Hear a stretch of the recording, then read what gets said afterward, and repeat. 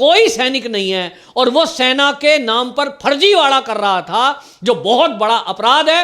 और स्वरा भास्कर जैसी लिबरल उसका साथ दे रही थी इस झूठ को फैलाने में। स्वरा भास्कर जैसी ये जो बॉलीवुड की कलाकार के नाम पर ये देश में नफरत फैलाने का काम कर रही है, ऐसे लोगों के खिलाफ भी सख्त कार्रवाई होनी चाहिए, ये जेल में जानी चाहिए। नमस्कार, मैं हूं पवन त्यागी। दिल्ली के बॉर्डर पर किसान आंदोलन के नाम पर बहुत सारे लोग घेर कर बैठे हुए हैं दिल्ली को, और उनकी जिद है कि जो कृषि बिल हैं उन बिलों को सरकार वापस ले, तभी घर जाएंगे। उनके बयान आए दिन आ रहे हैं, जबकि 8वें दौर की वार्ता अब होने वाली है। लेकिन किसान के नेताओं के नाम पर जो लोग यहाँ बैठे हैं बॉर्डर पर धरना देकर, वो बोलते हैं कि जब तक बिल वापसी नहीं तब तक घर वापसी नहीं। ये जो जिद है, आखिर ये क्यों?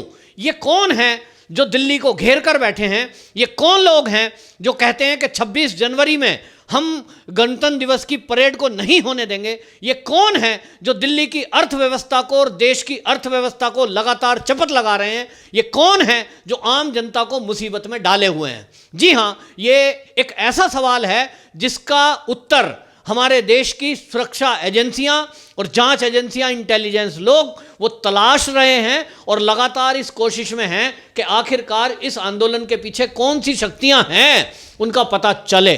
जिस दिन पता चलेगा वो जरूर लोगों के सामने आएगा। लेकिन अब तक जो लोगों ने देखा है उसमें कुछ लोगों के चेहरे बेनकाब हुए हैं। ये देखने में आया है कि इस किसान आंदोलन के नाम पर, जहां ये पंजाब से खालिस्तानी जिंदाबाद के नाम पर शुरू हुआ था, दिल्ली पहुंचते पहुंचते प्रधानमंत्री को गाली दे रहे थे। ये कह रहे थे कि जियो के टावरों का विरोध करो, मॉल्स जो हैं रिलायंस के उनका विरोध करो, ये कह रहे थे टोल फ्री करो। लोगों को समझ में आया कि ये किसान नहीं हो सकते, क्योंकि किसान का मतलब केवल एक बात को लेकर था, एमएसपी पर गारंटी, पराली जलाने को लेकर केस ना होना। और जब केंद्र सरकार ने इन दोनों मुद्दों को मान लिया कि बिजली का जो अध्यादेश है उन पर लागू नहीं होगा, एमएसपी पर हम गारंटी दे रहे हैं, पराली जलाने पर आपको सजा नहीं होगी, उसके बावजूद भी ये आंदोलन के नाम पर कौन लोग हैं जो दिल्ली को घेर कर बैठे हैं? तो इसके बारे में इंटेलिजेंस विभाग पूरी जांच कर रहा है। लेकिन हमने जो देखा कि इसमें जेएनयू ग्रुप, देश के टुकड़े टुकड़े गैंग और बहुत सारा लिबरल मीडिया, वामपंथी दल, ये इन लोगों को भड़काने में लगा हुआ है। यहां तक तो ठीक था, लेकिन कुछ लोग देश की सेना में विद्रोह करने की साजिश तक कर बैठे। ये उनका दुस्साहस देखिए कि इन लोगों ने कोशिश की, किसान आंदोलन के नाम पर किसान बनकर यहां बीच में बैठ गए और वो ऐसी तकरीरें कर रहे हैं, ऐसी बातें कर रहे हैं, ऐसा ट्वीट कर रहे हैं कि जिससे कि हमारी जो सेना है उसके अंदर विद्रोह हो जाए। इस कड़ी में आप देखिए, एक वीडियो वायरल हुआ सोशल मीडिया पर, और एक बड़ी कुख्यात, मैं कहूंगा उसको, एक कुख्यात एक्टर है स्वरा भास्कर। ये स्वरा भास्कर ने उसको ट्वीट किया, और ट्वीट वो हमेशा उल्टी सीधी बातें करती है। राम मंदिर के बारे में भी उसने उल्टा सीधा बोला कि भगवान के घर को तोड़ना एक पाप है और मंदिर तो हमेशा से टूटते रहे हैं। वो मतलब हिंदुओं को ये बताना चाह रही है कि जो तुमने बाबरी मस्जिद तोड़ी वो तुमने पाप कर दिया, मंदिर का क्या है, मंदिर तो टूटते रहते हैं। ये वही स्वरा भास्कर ये एक ऐसे सिख युवक का वीडियो वायरल करते हुए ऐसा लिख रही है कि ये सेना का जवान है, और सेना का जवान बनकर वो युवक वीडियो में बोल रहा है कि मैं यहां आने के पहले वर्दी पहने हुए था चीन के बॉर्डर पर, लेकिन मैंने जब देखा मेरे भाई मुसीबत में हैं, मेरा परिवार मुसीबत में है और किसान आंदोलन चल रहा है, मुझसे वहां ड्यूटी नहीं दी गई और मैं यहां आ गया। और वहां जब बॉर्डर पर था तब मैं देशभक्त कहला रहा था, लेकिन अब मैं यहां आ गया हूं दिल्ली तो लोग मुझे खालिस्तानी बताकर आतंकवादी कह रहे हैं। मैं मोदी जी से बात करना चाहता हूं। और आगे वो युवक बोलता है कि जिस कंडीशन में यहां किसान हैं, ठंडी में सड़कों पर बैठे हैं और मर रहे हैं, ऐसे में जो इनके बच्चे बॉर्डर पर हैं, जैसे कि मैं था, वो अगर वहां बॉर्डर छोड़कर आ जाएं और वो दिल्ली के धरने में शामिल हो जाएं और लड़ाई कर दें सरकार से, तो क्या मोदी जी चीन और पाकिस्तान के सैनिकों को बुलाएंगे? मुकाबला करने के लिए। वो ऐसा तंज कसता है और वो इसमें सिख रेजिमेंट और वो उसमें बाकी रेजिमेंटों का नाम लेता है। क्या मंशा थी इस युवक की? क्या ये सेना के अंदर विद्रोह कराने की साजिश कर रहा था? तो पहले तो लोगों ने सोचा कि शायद ये कोई सैनिक होगा, लेकिन जब उसकी जांच की गई तो पता चला कि वो कोई सैनिक नहीं है और वो सेना के नाम पर फर्जीवाड़ा कर रहा था, जो बहुत बड़ा अपराध है।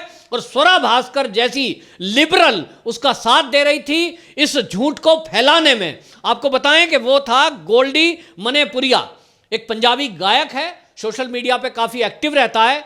ये गोल्डी मनेपुरिया ये जो है खुद को सैनिक बता रहा था और खुद को कह रहा था कि मैं बॉर्डर से आया हूं।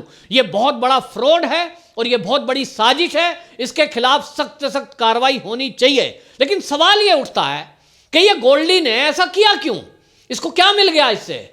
तो जो अंदर की बातें निकल कर आ रही हैं वो ये कि ये जो लिबरल्स हैं, ये जो इस तरह के बॉलीवुड के कलाकार हैं, ये जो पत्रकार हैं लुटियन जोन के, इन सबको मोटा पैसा विदेशों से इस बात के लिए मिल रहा है कि ये जो आंदोलन है, ये किसानों के नाम पर किया जाने वाला आंदोलन, ये सत्ता के गिरने तक, मोदी सरकार के गिरने तक खत्म नहीं होना चाहिए और इसको उग्र बनाइए। मैंने अपनी आंखों से देखा है, आपने भी वीडियोस देखे होंगे कि ड्राई फ्रूट्स बांटे जा रहे हैं, पिज्जा खिलाया जा रहा है, यहां तक कि जो टेंट लग रहे हैं वो विदेशों से आ रहे हैं और लंगर बन रहा है गुरुद्वारों से आ रहा है। ये अन्नदाता है क्या? इनको हम कह रहे हैं अन्नदाता, माने अन्न देने वाला, लेकिन यहां तो ये अन्नदाता, ये भिखारी बना हुआ है। अगर आपको आंदोलन करना है तो आप विदेशों से टेंट क्यों मंगा रहे हो? यदि आपको आंदोलन करना है तो कोई दान का चीज क्यों खा रहे हो? दान में ड्राई फ्रूट, दान में पिज्जा, दान में कपड़े, और कह रहे हैं हम हैं अन्नदाता। अन्नदाता ऐसा नहीं होता। माफ करना, मैं भी किसान परिवार से हूं। मैंने आज तक किसी को भूख लगने के बावजूद भी हाथ नहीं फैलाया है। कितना भी मजबूर किसान क्यों ना हो, मेहनत मजदूरी करना वो जानता है, मेहनत मजदूरी करके इज्जत की रोटी खाएगा, लेकिन हाथ नहीं फैलाएगा। ये गुरुद्वारों से रोटी खा रहे हैं, यूं तो वो पवित्र प्रसाद है, लेकिन वो पवित्र प्रसाद की एवज में दान देना पड़ता है। आप दान का खा रहे हैं साहब, गुरुद्वारों तक ठीक है, लेकिन कहां जायज है विदेशी टेंट लेना? ये सब बॉर्डर पर चल रहा है, करोड़ों रुपए का फंडिंग हुआ है, नहीं तो ये आंदोलन आज तक चलता नहीं। अब समझ में आ रहा है कि ये आंदोलन के नाम पर देश को बर्बाद करने की साजिश चल रही है। आपको बता दें कि दिल्ली को घेर कर जो लोग ये बैठे हैं, लगभग 50,000 ट्रक हर महीने यहां से दिल्ली से बाहर निकलते हैं और 70,000 के करीब ट्रकों का माल लगभग आता है दिल्ली के अंदर। लेकिन ये बंद है क्योंकि बॉर्डर बंद है और कहीं तो लंबा चक्कर लगा के फल सब्जी दूध को लाना पड़ रहा है, जिससे आज तक आपको बताऊं कि अभी तक का एक अनुमान है कि लगभग 27,000 करोड़ रुपए का एक महीने के अंदर यह अर्थव्यवस्था का नुकसान दिल्ली के उद्योगपतियों का हो चुका है।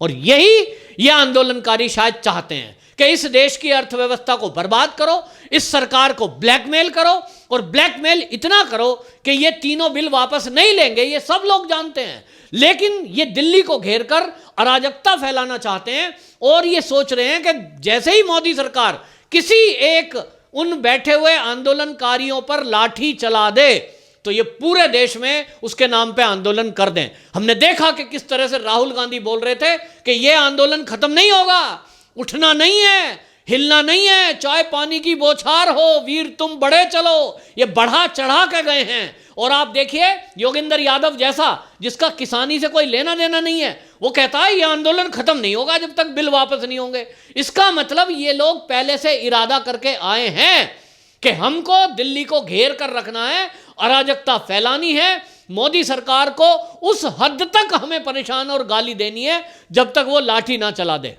लेकिन मोदी तो मोदी है, इनकी हर चाल का जवाब देने के लिए उनके पास कोई ना कोई उसका तोड़ है। और इंटेलिजेंस इनपुट मिल रही है कि अराजक तत्व आए दिन यहां दिल्ली में बवाल करने की फिराक में हैं। लेकिन अब हमारे देश के सुरक्षा बल, हमारी पुलिस उनको यह मौका नहीं देगी जो सीए के विरोध के टाइम पे इन लोगों ने दिल्ली को जलाने के टाइम किया था। अब भूल जाओ आप। लेकिन अब मैं आपको बता रहा हूं कि ये सब लोग रडार पर हैं, सुरक्षा एजेंसियां इनकी जांच कर रही है। लेकिन मैं कहता हूं कि स्वरा भास्कर जैसी ये जो बॉलीवुड की कलाकार के नाम पर ये देश में नफरत फैलाने का काम कर रही है, ऐसे लोगों के खिलाफ भी सख्त कार्रवाई होनी चाहिए, ये जेल में जानी चाहिए। और जिस तरह के लोग ये झूठ फैला रहे हैं, सेना में विद्रोह करने का जो साजिश किया है, इसको तो रासुका में बंद होना चाहिए। इस तरह के लोग जो वहां किसानों के भेष में उस मंच को साझा कर रहे हैं और उस मंच से देश विरोधी गतिविधियों में लगे हुए हैं, किसानों को भड़काने में लगे हुए हैं, जब तक इनके खिलाफ सख्त कार्रवाई नहीं होगी, इस देश में विद्रोह पैदा करने वाले लोग पैदा होते रहेंगे और इस तरह के आंदोलन हमेशा होते रहेंगे। लोगों का हौसला बढ़ता रहेगा। ये हौसला रोकने के लिए सरकार को चाहिए कि सख्त कदम उठाए।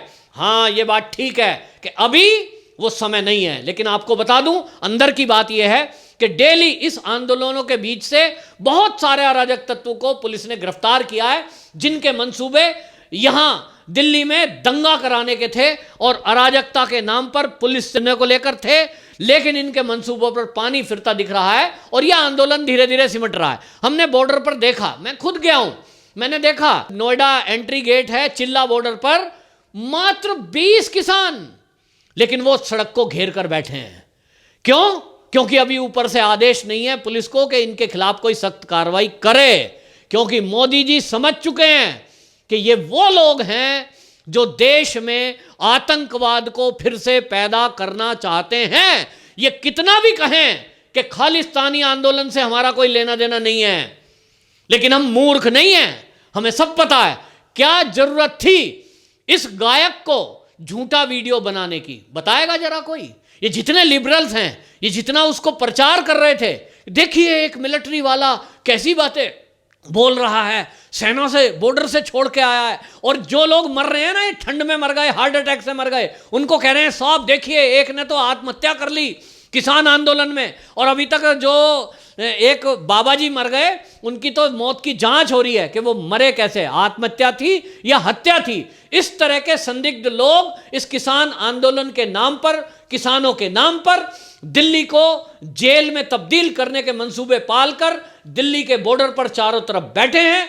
और ये मंसूबे अब जनता समझ चुकी है, क्योंकि गरीब किसान के हित में ये तीनों बिल हैं, ये सब किसान जान चुके हैं और इनका आम किसान कोई भी साथ नहीं दे रहा है। लेकिन ये जो दिल्ली के चारों तरफ बैठे हैं, ये अराजक लोग, ये खालिस्तानी समर्थक लोग, ये किसी भी एंगल से इस देश के हित में नहीं है, ये किसानों के हित में तो हो ही नहीं सकते, क्योंकि ये तीनों बिल को वापसी लेने के लिए केवल जिद पे अड़े हैं। हमने इनकी पोल खुलते हुए देखी है कि आप देखिए, अभी ये कहते हैं हम मीटिंग में जा रहे हैं, 30 तारीख को होगी, चौथे दौर की होगी, 5वें दौर की हो रही, बाहर आके कहेंगे केवल बिल वापसी पे बात होगी। तो भैया फिर तुम अगली बार क्या करने जा रहे हो? अगली मीटिंग में तुम करने क्या जा रहे हो? खाते हो लंगर का, हैं? तो फिर चाय पीने जाते हो, चाय भी वहां सरकारी पीते नहीं, तो फिर सरकार से बात क्या करने जा रहे हो? मुझे लगता है कि कहीं ना कहीं ये एक डील करने जा रहे हैं गवर्नमेंट से। किसी को एमपी का टिकट चाहिए होगा, किसी को कोई एजेंसी चाहिए होगी, या किसी को पैसे चाहिए होंगे। क्या चाहिए ये तो ये लोग बताएंगे कि जो जनता को, भोले भाले लोगों को लेकर के दिल्ली के बॉर्डर पर इतनी ठंड में बैठे हैं और मूर्ख बना रहे हैं। सरकार एक ऑप्शन दे रही है कि आप प्राइवेट में खुद जाकर अपना सामान बेचिए, तब इन दलालों को दिक्कत क्या है? लेकिन दलाल दलाली से बाज नहीं आता, क्योंकि कहते हैं चोर चोरी से जाए, हेरा फेरी से न जाए। तो सरकार को चाहिए कि अब बहुत हो गया, दिल्ली में ड्रामा बहुत हो गया, अब इनके ड्रामे का खुलासा करे और इनके खिलाफ सख्त कार्रवाई करे।